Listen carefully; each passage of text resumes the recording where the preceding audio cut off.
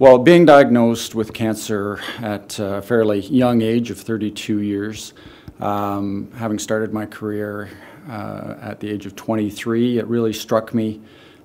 because then we really weren't sure why I'd gotten my particular cancer, which was malignant melanoma.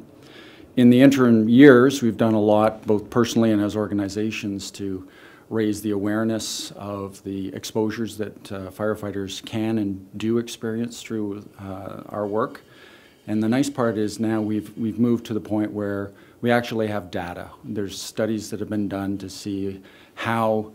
what is the mechanism of entry for a lot of the chemicals that we are exposed to. We have fantastic equipment, protects us from the heat, our breathing apparatus protect our respiratory system, but what we're finding is that we're being exposed through dermal absorption, so the smoke and the chemicals are going in through our skin at fires. And now we're bringing into place are ways to mitigate that exposure after we've been in the fire. We can limit our time in by getting in and being efficient, but once we do get out of that environment, there are things that we're now putting in place to make sure that our gear is well mitigated, that we're